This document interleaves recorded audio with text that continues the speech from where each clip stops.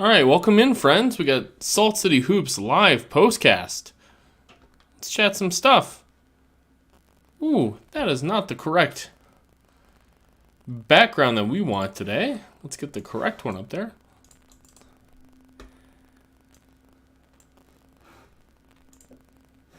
was thinking we had a... Welcome in, friends. We got Salt City Hoops live postcast. Let's chat some stuff. I was thinking we had a... Oh, look at that. We have a fourth quarter hero for Jordan Clarkson was the last thing we had going on, and turns out he was a fourth quarter hero again. So I was like, is that the right one? There we go. We got the update going. So welcome, friends. Welcome to the Salt City Hoops live postcast. I'm Mark Pereira. Happy to have you here. It's been a fun day. You can see I'm wearing my San Francisco 49ers sweater. I am a Niners fan as well, hailing from Western New York, so this all makes a whole lot of sense as you're piecing together my background as a Jazz fan from parts unknown, and we've been having some fun today.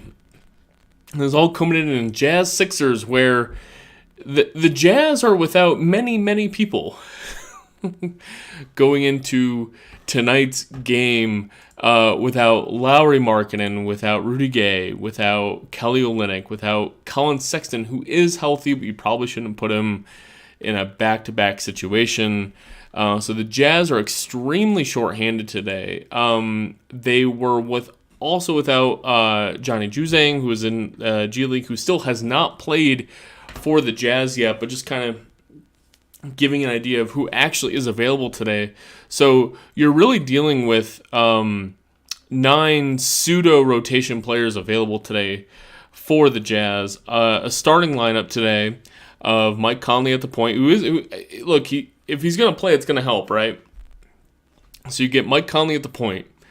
You get Jordan Clarkson as his backcourt mate, and then it gets a little weird, right? So Walker Kessler is the ostensible starter for Kelly Olynyk, so your natural suggestion is, okay, so Malik Beasley should start in for Jared Vanderbilt, but because the bench is so depleted, you end up having Jared Vanderbilt get the start in place of Lauri Markkanen with Malik Beasley, and so now your bench lineup is like, all right, who are we bringing off the bench? Well, first of all, it's a good thing that we've been giving Ochai Agbaji some minutes over the past few games. So Agbaji gets, he's the first man off the bench. Talen Horton-Tucker ends up playing a critical 28 minutes today. And Nickeil Alexander-Walker plays another critical 29 minutes today. Both of them are the reasons that the team is basically in it towards the end of the game. THT is a plus 11, Nickeil Alexander-Walker being a plus 14 on the night, and Simone Fontecchio had a very disappointing minus 6 and 7 minutes. He was actually quite disappointing today in his 7 minutes. So you end up with like this 8-man rotation plus Simone Fontecchio's 7.5 minutes. Your front court rotation is completely depleted with no Markkanen and no Olynyk. And you start to look at, who is actually going to play in the front court versus, who's our opponent today? Joel Embiid, and his front court mate is Montrezl Harrell coming off the bench. So this was going to be a game to just kind of have a beer and relax and see what the hell happens and have it be over by halftime. And sure enough, the Jazz made very good on their initial intent to let us just kind of go home early, enjoy our Saturday night, and they go down by 20 plus points in the first half. They have a miserable first quarter against Harden and Embiid. The Sixers are largely healthy. They did not have Tobias Harris today, but they have Harden and Embiid. They had Tyrese Maxey, who missed a huge chunk of the season. They have Shake Milton. And then the Jazz came back. So, we're going to talk about that comeback in a second. Glad to have you here on Salt City Hoops live postcast. I'm Mark. Happy to have you here. I write for Salt City Hoops. I do this postcast for Salt City Hoops. Happy to have you on YouTube. Happy to have you on Twitter, wherever you are. I mentioned at the top of the show, I'm wearing this Niners sweater because I'm a Niners fan. We got this thing going at the at 230 Mountain. I'm also wearing my brand new hat, which is a new era branded hat where they replaced the logo as one letter of the name. Now, the Utah Jazz primary logo is already that with the J note. And so New Era kind of revised it a little bit where the AZZ in Jazz is a little bit more prominent than your normal logo. So this ends up looking like the J note very conspicuously followed by the letters AZZ. So I very affectionately call this brand new hat my Az hat, and I love this hat. This is also the Salt City Hoops live postcast and beer, which means we've been drinking Imperial Stouts all day. We started out with a 16% Imperial Stout from, I'm already forgetting it, New Vale Brewing. Then we moved downwards to a 12% Imperial Stout from Aslan Brewing in Virginia. And now we got a mint chocolate stout from Missouri. And I've not tried this one yet. I've already poured it out, so cheers to y'all. You don't get to hear me cracking open this one, but I've never had a mint chocolate Imperial Stout 10% tonight. Seeing it on the cast here, I'm going to show the can here in a minute. The name of the beer is just 17, just a number, from Perennial Artisan Ales in Missouri. Cheers to you all. I have no idea what this is going to taste like, but here we go. So they say this is brewed with some good double chocolate and mint leaves, and I'm not a fan of mint chocolate as like a flavor, but that has more of a herbaceous mint flavor to it. So I'm really enjoying my first taste of that. So that is our mint chocolate Imperial Stout that we're having tonight on the Salt City Hoops live postcast and beer, talking about the 1-point loss for the Jazz against the Sixers. The Jazz are down 20 points at one point in the first half, but that doesn't matter. Talen Horton-Tucker here to save the day, and Nickeil Alexander-Walker here to save the day. My personal appreciation for this one will go to Walker Kessler, probably providing the best defense you're ever going to see by a rookie ever against Joel Embiid. Not just one-on-one, but when in the scant minutes that Kessler was playing on the floor without Embiid, I thought that Kessler was mucking up passing lanes a little bit. And even when Kessler also had a very smart intuition of like, just the game flow of what the Sixers were trying to do, and this has been the Sixers' downfall in the Embiid era, is they tend to be a little predictable when the ball is kind of moving around the horn or what kind of plays are trying to run, where the center who is guarding or whoever is guarding Joel Embiid, yes, Embiid is going to have an offensive mismatch against literally every center in the league, including Rudy Gobert. But this was also something that Gobert was good at, something that Quinn Snyder was good at, is you can kind of get a second sense for when the Sixers are going to get Embiid the ball and when they're absolutely not fucking going to give him the ball on a given possession, even if he's on the floor. And Kessler started to have that little bit of an intuition tonight, and so Kessler had a lot of great off Embiid defensive plays today. Kessler ends up having 15 points, 12 rebounds, 2 blocks today, and I thought his offense was great. I thought his defense was great. And going against Joel Embiid today, obviously Embiid playing a lot of his minutes today against Kessler. Embiid had a wonderful game, 30 points, 7 rebounds, 2 blocks. One of them was against Kessler, if I'm remembering correctly.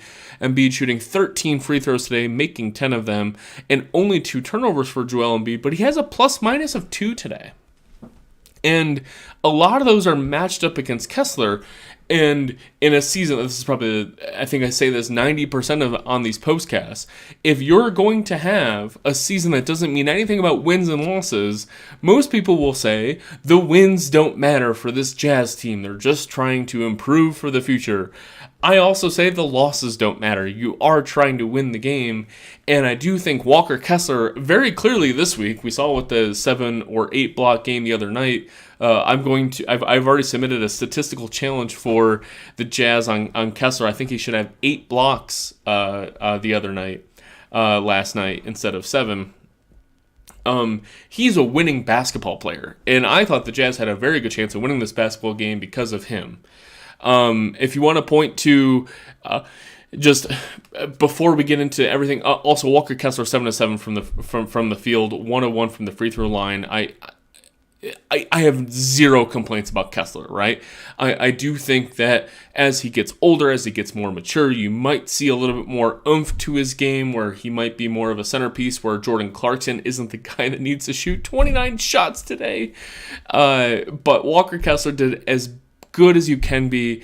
I said at the beginning of the season his ceiling is Ivica Zubac, right?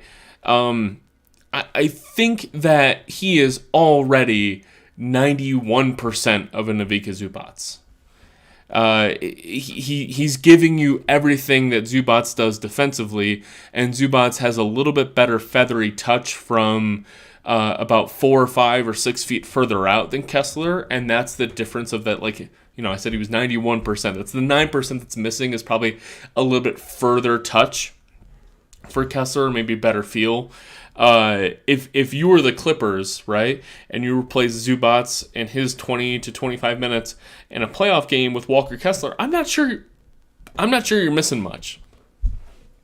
Especially in matchups against, in the Western Conference, you have Kessler against DeAndre Ayton, and of course you want to point to Nikola Jokic. Well, no one's going to defend Nikola Jokic well, and I think Kessler holds his own against Memphis and etc. You can go down and down the line. So if Kessler's already going to be that proportion of Ivica Zubac, I'm not sure with his skill set how much greater he can be. But I think he already has the touch and mobility to have an offensive game that is worth exploring over the next 10 years. So that's pretty cool, guys. I'm pretty excited about that. So weird starting lineup. You have to start 2 non-shooters because you just need quality players on the floor with Jared Vanderbilt and Walker Kessler. But the story beyond Kessler today is going to be obviously Jordan Clarkson needing to be the offensive focal point with no Markkanen and no Olynyk, right? We don't think of Olynyk as the best scorer in the world, but with Olynyk on the floor, it really opens up the scoring for other players. Malik Beasley, only 3 of 14 from the field today, 3 of 9 from 3. So we'll talk about Beasley in a moment, but this all then falls on Jordan Clarkson to be the scorer. And yeah, 38 points on 29 shots isn't the most efficient thing in the world. 3 of 12 from 3 from Jordan Clarkson. And while we're here talking about Jordan Clarkson, we should mention the end of the game and how that all proceeded. I think a lot of Jazz fans on Twitter and etc. were denigrating the end of the game as a very Quinn Snyder-esque play call. I think Will Hardy, if I'm going to have like one criticism I'm going to really needle him about, is that I haven't been very thrilled with his fourth quarter quirks, right? Like there hasn't been anything interesting about his fourth quarter. Now, in the game-winning shot for Joel Embiid in the fourth quarter when the Sixers were down 117-116, it's pretty easy to design a play that is Harden gets the ball, he does a little bit of penetration, and kicks it out to Joel Embiid for a wide-open mid-range shot. But I do think that Doc Rivers' play design to get Harden the ball and then that little mini kick out to Embiid was a little bit kind of quirky, kind of fun. It wasn't just basic. And I do think that the play call for the Jazz at the end of the game to get Jordan Clarkson the ball for a completely useless three-point shot and it wasn't even a shot. It ended up being a heave from the wing where he's falling out of bounds. I think he threw it like one-handed and didn't even get a good jump out of it. It wasn't a real play call. It was throw the ball into Talen Horton-Tucker, who stuck his butt out to make sure that Jordan Clarkson got the ball with 3 seconds left as he's coming up to the three-point line. And maybe you can put some blame on Jordan Clarkson to actually drive to the rim instead of just stopping and settling for the three-pointer, especially when you're only down 1 point. You only need 2 points to win the game, or even draw a foul to just get even one free throw to tie the game, send it to overtime, etc., etc. But I don't think you're getting a ton of creativity in the fourth quarter out of Will Hardy. The obvious counterpoint to that is, Mark, there's no one on the fucking floor for Utah at this point who can score the basketball, right? So your end of the game lineup ends up being Jordan Clarkson, Mike Conley. All right, makes sense. Talen Horton-Tucker. All right, he's kind of a small forwardish kind of dude. Nickeil Alexander-Walker, right? And depending on the situation, it was either Walker Kessler or Jared Vanderbilt there. You also, I think Malik Beasley was in for Nikhil on that last possession, but otherwise it was 4 point guardish players playing alongside Walker Kessler or Jared Vanderbilt towards the end. So this whole line of questioning has started with talking about Jordan Clarkson a little bit. So let me take a drink of this 10% mint chocolate stout here for a minute. So before I go on about Jordan Clarkson here and talking about his game a little bit, I will say this is the Salt City Hoops live postcast, guys. Happy to have you here. My name's Mark. If you want to call into the show, please do on Twitter Spaces. If you want to drop a comment and watch my ugly face on YouTube, that's where we're at. You can always drop a comment. I will respond there. I have shaved my beard this week. So if you're wondering who the hell is this guy on screen, it is still I, your Imperial Stout enjoyer, enjoying his third 10% plus beer of the afternoon. Still attempting to talk eloquently about a depleted Utah Jazz team that somehow, some way lost by 1 point to the Sixers without Markkanen, without Rudy Gay, which, all right, maybe that's a positive, without Kelly Olynyk, without Colin Sexton, who is healthy, but you don't want him playing on a back-to-back as he returns from a hamstring injury, and just in case you're keeping tabs, Johnny Juzang still on a G League assignment. Micah Potter was active today, and I thought we might see a little bit of him today, but we did not. So, Jordan Clarkson, 29 shots, 38 points. Loved watching him play today. I thought he really was in control for the most part. 1 turnover for Clarkson today as opposed to his 7 turnovers last night. And last night, obviously I'm thrilled that the Jazz got the win last night. And tonight was probably a schedule loss with everything. That's probably why they sat Markkanen with a minor hip contusion. And they knew they weren't going to play Sexton. So it was really just like, hey, Clarkson, do you want to shoot 29 shots today? And Clarkson, he was a gamer. And with 1 turnover and 5 assists today, I really have just no problem with how Jordan Clarkson played today. Defensively, I thought he was fine. Now, the Sixers do give you a lot of options to hide Clarkson. And I do think that Will Hardy's defensive style was inspired. I do think that with guys like Harden and Embiid, Will Hardy said, look, the only way we're going to win this game is with David's strategies, which means we're going to double Embiid, we're going to double Harden whenever either of those are alone on the court, and if we have to pick and choose between the two, we're going to one-on-one Harden, and we're absolutely going to force the ball out of Embiid's hands.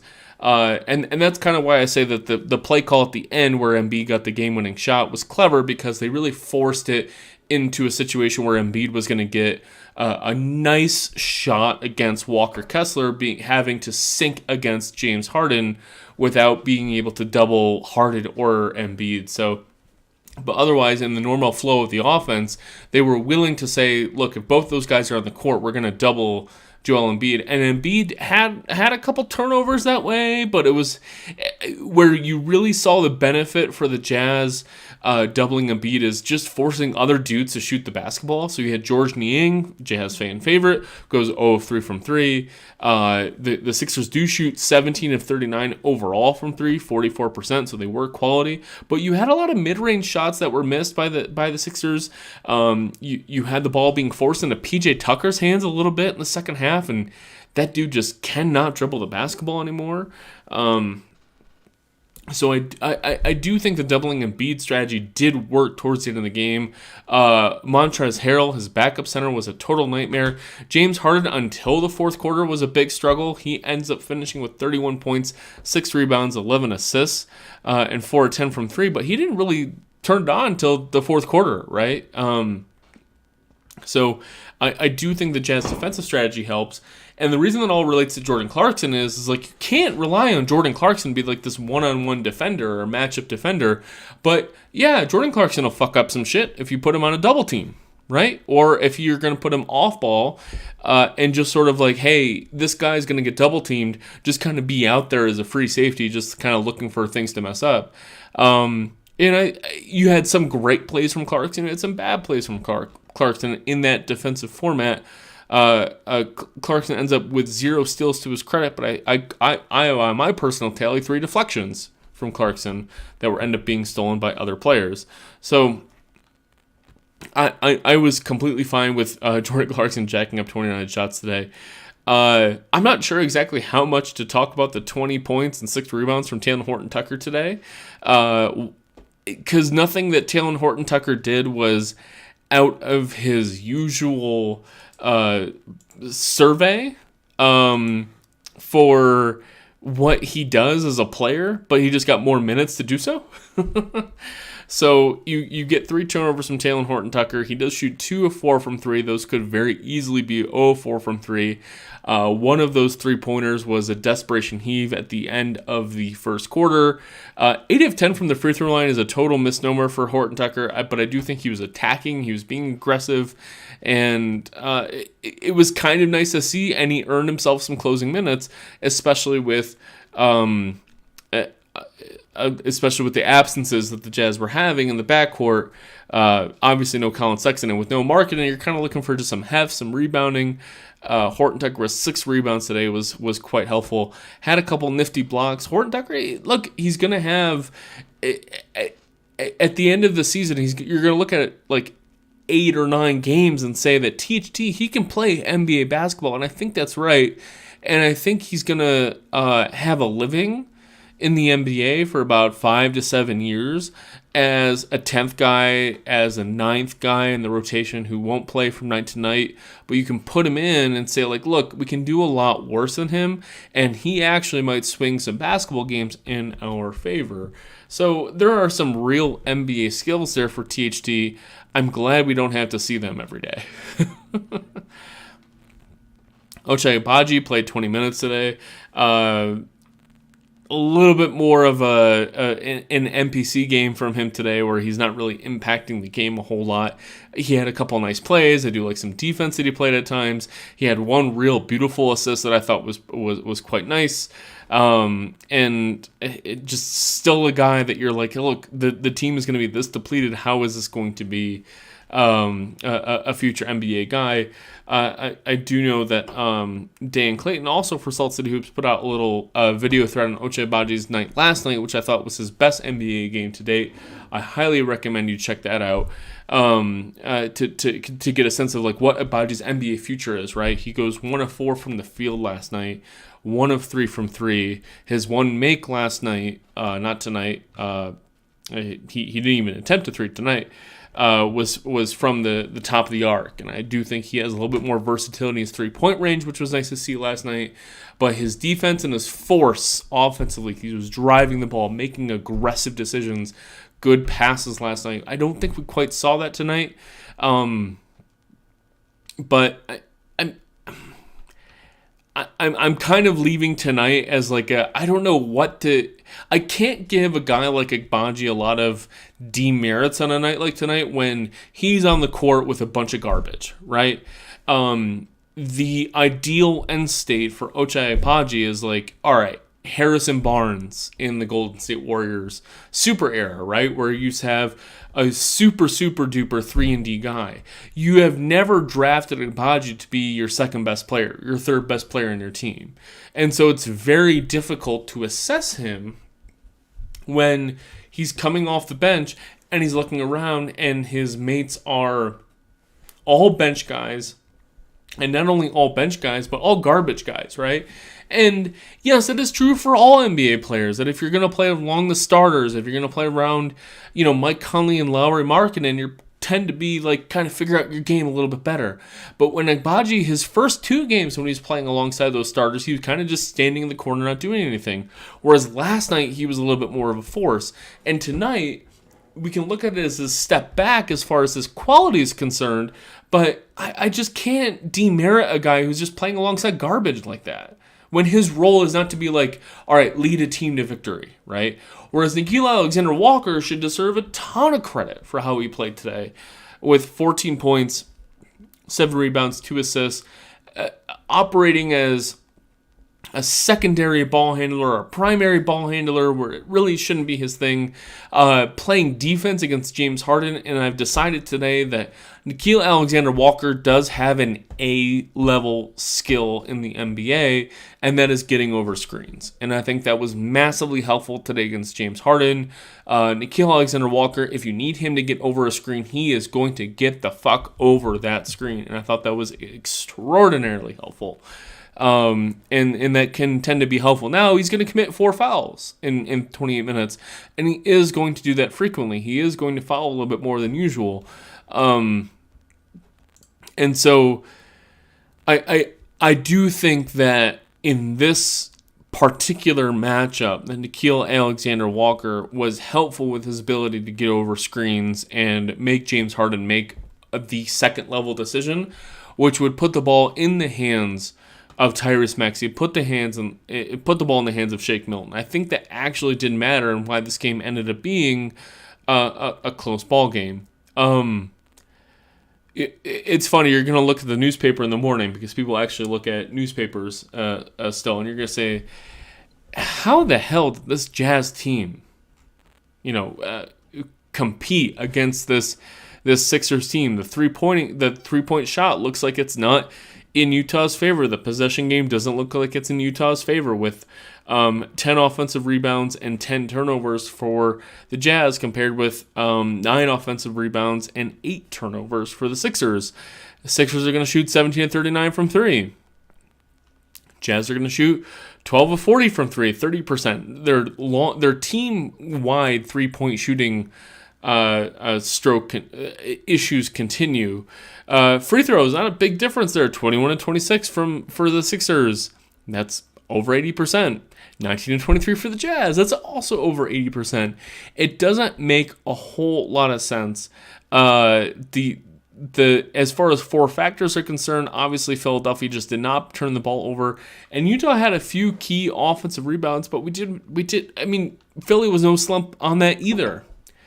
Philadelphia had one possession where the Jazz should have secured the ball a few times, and the Sixers on their third possession ended up getting a 2-point layup out of it, or getting fouled. I forget which one it was. I know it wasn't a 3. And so this ends up just looking like a very even basketball game, and it turns out that the Jazz just straight up played man-to-man, man-to-a-man, pretty much as good as the Sixers did. And they had no business being in this basketball game. There's no Lauri Markkanen. There's no Colin Sexton. There's no Kelly Olynyk. So there's 3 of your top 6 players out, right? And then there's no Rudy Gay, which, give or take, whatever. And so the issue is not with who the guys you're losing, it's who you're replacing them with. So now you have Talen Horton-Tucker, who has definitely lost games for the Jazz in the past. He's playing 28 minutes. Nickeil Alexander-Walker, he's playing 29 minutes, right? You get Walker Kessler starting, playing 32 minutes against Joel fucking Embiid. And the Jazz play, those 3 guys, I thought played up to their level of competition. They were successful tonight. I enjoyed watching them play. We had a great night tonight. Had a lot of fun on a Saturday night. We hosted the Chargers blow us 27-point lead to the Jaguars today. So that's this game tonight. We have a Monday. This was the Martin Luther King Day for the Jazz. They were home tonight, but they're on the road on Monday, I believe, against Portland. But of course, I have to look that up. So this is the point of the postcast where I say, hey guys, they're at the Timberwolves. We get to play Rudy Gobert on Monday, where we celebrate Martin Luther King Day on Monday at 2 p.m. Mountain. But if anyone wants to drop a comment, question, Joanza on YouTube says, I'm surprised Azubuike didn't get any run tonight. Well, it's because if Embiid's going to be off the floor and you have Montrezl Harrell as your only other big man, or even like Paul Reed, you can get away with playing Jared Vanderbilt as your center. Like, Montrezl Harrell is not an above-the-rim guy. You don't really need Walker Kessler out there, or let alone Udoka Azubuike. You can really just play, like, the better player in Jared Vanderbilt. You didn't necessarily need him. I thought Micah Potter instead might get real minutes tonight. He was active for the Jazz, And if you're going to not have Kessler out there, who really only played 31 minutes, not a huge minute night for Kessler, I thought you might have Micah Potter out there. I do think that with Embiid's about 5 minutes without Kessler, I thought they did an okay job at doing the double teams that I mentioned earlier and just kind of getting the ball out of Embiid's hands. I thought Micah Potter he showed really great 3-point ability and rebounding ability in the G League, and I'm not really sold on his defense whatsoever, but I thought that, like, all right, instead of Vanderbilt in those minutes, is there a reason you can have Micah Potter stretch 3-point shooting? So I'm going to take another sip of this mint chocolate stout. If anyone on Twitter or YouTube wants to drop a comment, question, whatever, talk to me and say hi. I'm all ears.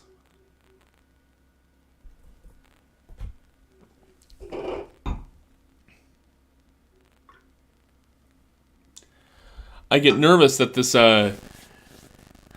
mint chocolate stout was going to be like aggressively minty, but it's super not. It's nice and chocolatey. Has a little bit of a herbaceous finish to it. I've really enjoyed it. Having a great time tonight. What's our NBA schedule at right now? Do we have anyone that we can bounce around the league for as we close up talking about the Jazz tonight? Looks like Portland's going to close out Dallas, and that will conclude our NBA evening. So Monday against the Wolves, look, it was a late scratch for Lauri Markkanen. We should have him back. Don't expect Kelly Olynyk back for a couple weeks. We should have Colin Sexton back. The NBA standings look a little squirrely for the Jazz if you're a pro playoff maker type of person. But the Suns are totally reeling, and the Jazz look like they are in a solid, if not great, play-in contention. Of course, you might end up with the Jazz with like the 5th or 6th best lottery odds towards the end of it. I'm rooting for a 500 season, frankly. I'd like to see this team make some progression.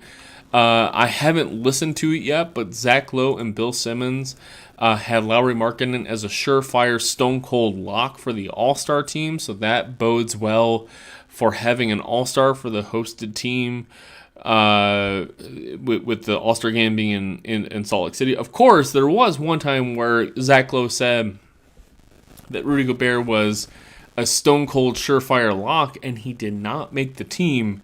But I think Lauri Markkanen is a much more in tune with the casual voter, like the coach's vote to get Lauri Markkanen in the All-Star game.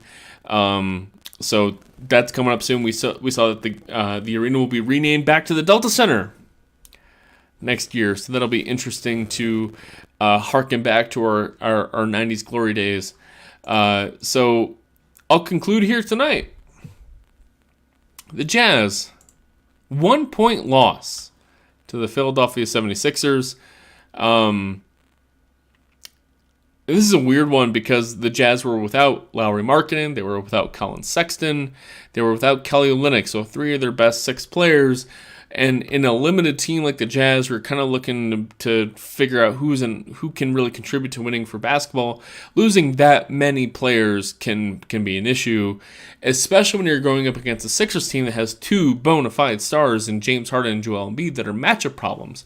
However, Walker Kessler against Embiid and Taylor Horton-Tucker and Nickeil Alexander-Walker played very good basketball today to keep the Jazz in it.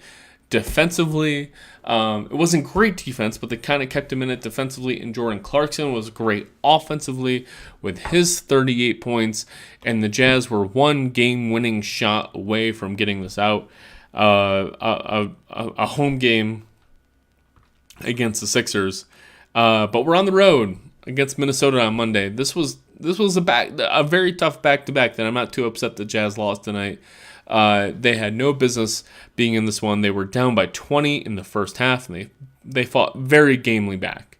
And I'm quite frankly pretty proud of them. So we'll be back at it Monday. This has been the Salt City Hoops Postcast. Loved having you here, and we'll talk to you again on Monday.